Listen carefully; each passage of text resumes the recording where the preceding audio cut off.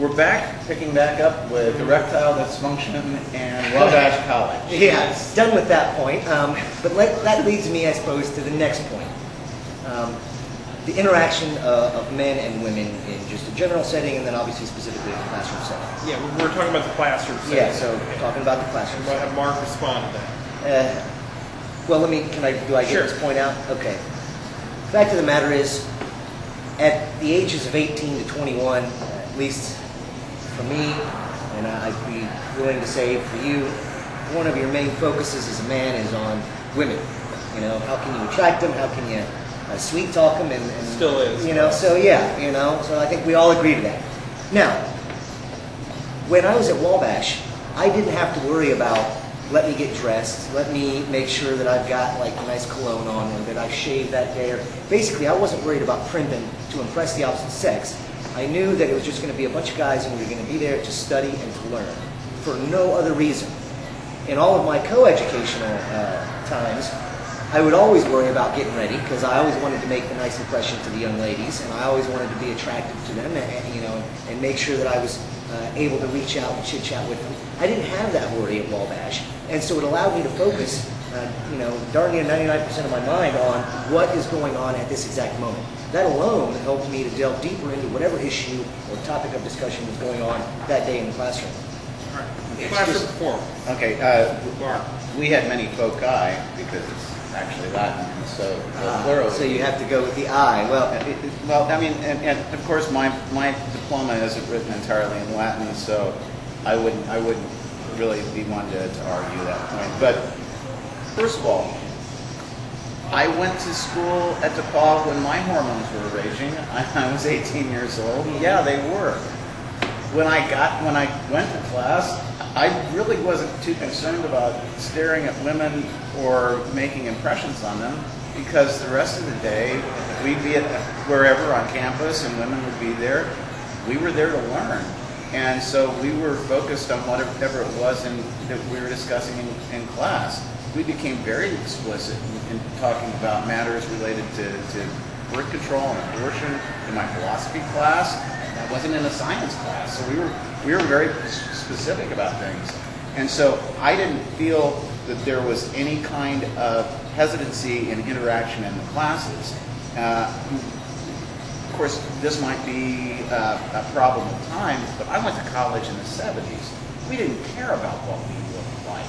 I mean, I'll grant you that point. Okay, I'll grant you that point. That was not a matter with which we were really concerned. I remember that there was a woman who was a Kappa. We had a class in the Union Building, and she came over to class in pajamas at 2 in the afternoon. That was just the 70s. But we didn't have any kind of hesitance about discussions in class because the other gender was there. But that also discounts the fact that I don't care, you know, the big joke that everybody always say about Wabash and Wabash being all men.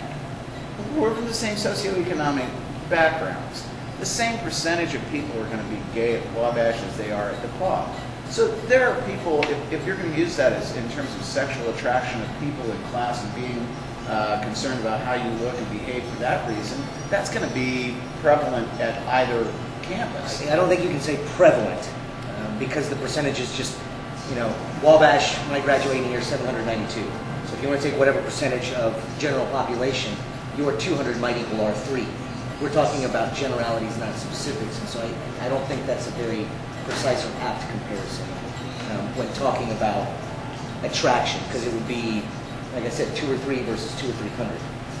So I could still say that there'd be more of that going on with you than there would with me, even though your point does play. Okay, I understand in terms of the math, but by the same token, I mean, I was in classes with people who were pre-med, and I don't care what gender they were, they'd cut the throat of the person sitting next to them to be able to skew that GPA enough so that they could make sure they were getting into the medical school of their choice so that they could screw the public. I mean, that was just the way things were.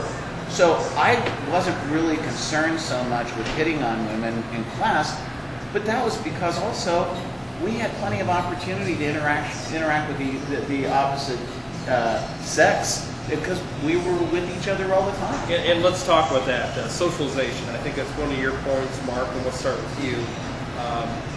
Why is socialization better at a co-ed institution as opposed to a single-gender institution? Because you're dealing with members of the opposite. And why is that important, I should ask? Because you got to learn how to deal with people in the world, all people, not just one half the population.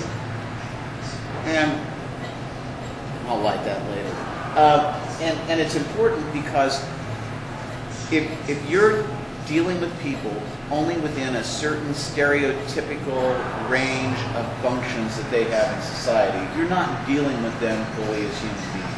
And dealing with women as dates or as servants or as professors and not as people that are peers that you deal with every day is not a realistic view of how we function here in the 21st century, or should it be?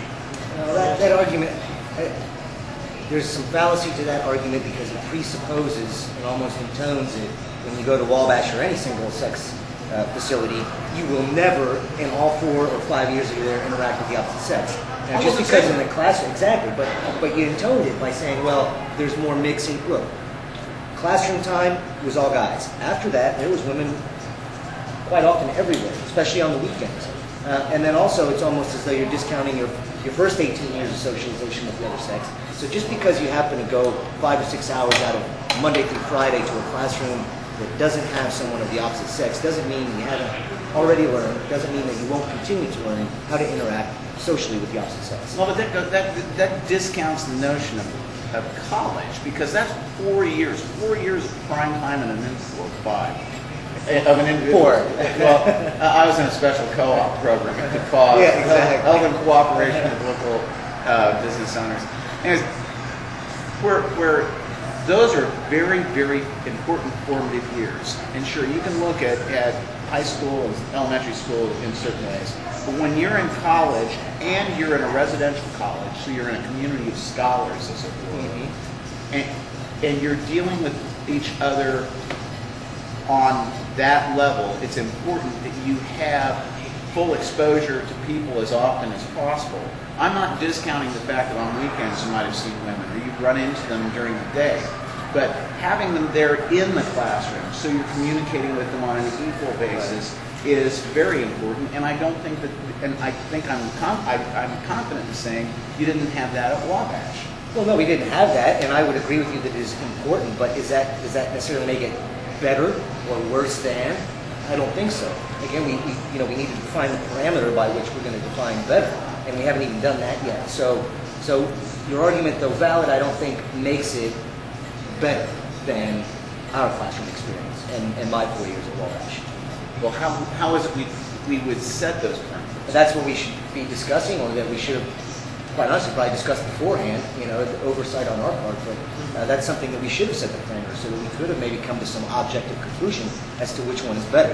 Now, subjectively, we can go all day and bash each other in terms of the Wabash-DePauw experience and have good laughs and all that stuff, but I don't think someone viewing remotely can then say, well, yes, that's better or that's worse, especially if the other individual hasn't experienced both sides of the coin. Well, first of all, we can't do that and laugh at the end of the day.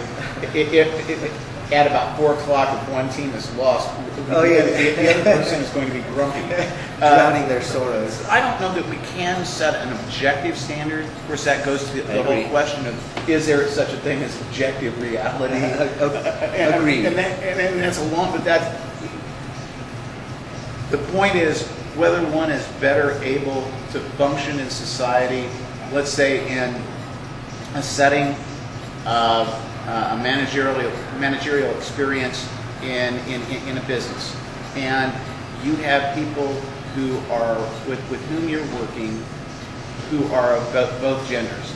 I think that having gone to DePauw, I can address women as equals and deal with them much more readily and feel more comfortable doing that than if I'd gone to a single gender setting. And your point a while ago that you had been in both settings, and so, no, you didn't go to college. That's a special time of life. those years are formative in such a way that I don't think that you can say, well, having gone to a coeducational law school and having before that gone to a coeducational high school, I don't think it's the same thing. But okay, very formative years is key.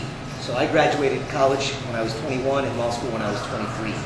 If you did 5 years at college and you graduated at 22 and a half, 23, I'm still within those same formative years that you discussed. So, but there's a difference. There's a difference also in terms of the institutional setting. If you're going to law school, and I was on staff at Purdue, I was on staff at Northwestern University School of Law, I lived on campus at University of Wisconsin. I liked college. For about 13 years, I was either in school or on staff at a university of one university or another. And those undergraduate years in the undergraduate institutions are much different than the law school setting.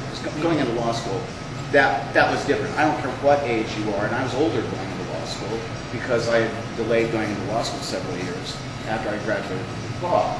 But I think those are different. They're different settings. There are different expectations, and it's a different school. You're going for your career in law school. Undergrad, it's your alma mater. It's your soul mother. yes, yes, and yes to all your points. I agree with them. They are valid. But you kept discussing your formative years. And so I was counteracting that argument by saying my formative years that could have been spent in college were happened to be spent in both. What about success stories? Wabash College graduates that have gone on to success. Can you name something? Yeah, there's many in my mind, but if you're talking about objective success, maybe who's made a large impact in culture or the world or something like that. Say Robert Allen first come to mind, AT&T the CEO of AT&T. He was there. Vice President of the United States. Johnny Carson. I'm sorry, he was a Fiji, which I am. That was a mistake on my part. Fiji graduate was Johnny Carson, and I happen to be a Fiji at Wabash. I was mixing the two. I don't spend my time, I suppose, following around who comes from who, but if you want to talk locally, we've got some local. Goldsmith was a Wabash guy. Bob Brand is a Wabash guy. He's the Chief Success at Barnes & Thornburg. Ryan Vaughn, President of the City County Council. Chris Cottle, Chief Staff. So all these folks are local, I would suppose. They're fairly good.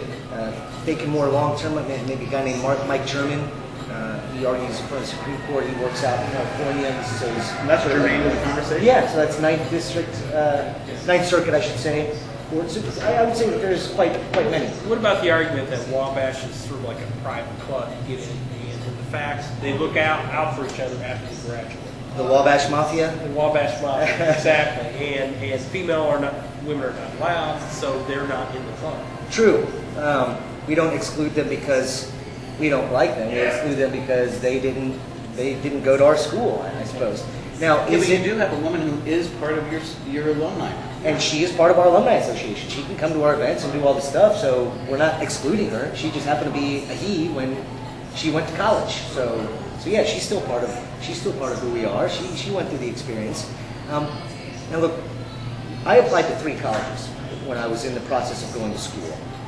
And the thing that really got me when I went to Wabash, and this is germane to what makes it a fraternity. And I don't mean to interrupt you, Carlos, but you're getting into a description that's going to take longer than it. We'll be right back. We're going to pick up where Carlos left off. Being on, the southeast side.